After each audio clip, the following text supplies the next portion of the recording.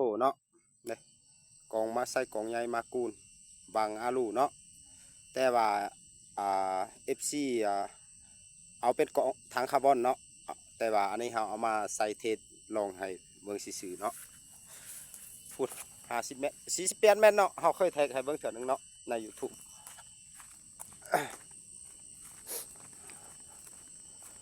พุ่นเนาะรถเ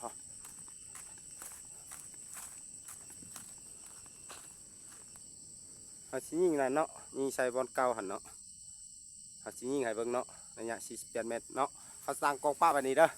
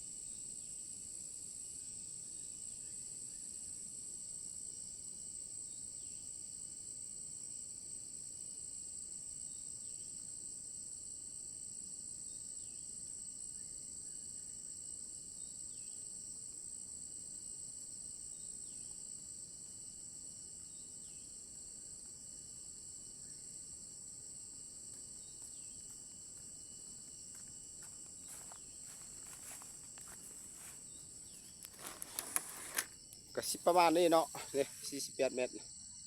เนาะลุงนึงโลดมานี่ตกหลุมหน่อยนึงเนาะประมาณนี้48 เมตรเนาะเฮาเคยแทกให้เบิ่ง48 เมตรปลายเนาะเฮาเคยแทกให้เบิ่งเทื่อนึงแล้วเนาะหัวตัวนี้เนาะลดเนาะขอบใจหลายๆเนาะแท็กติโก้เนาะ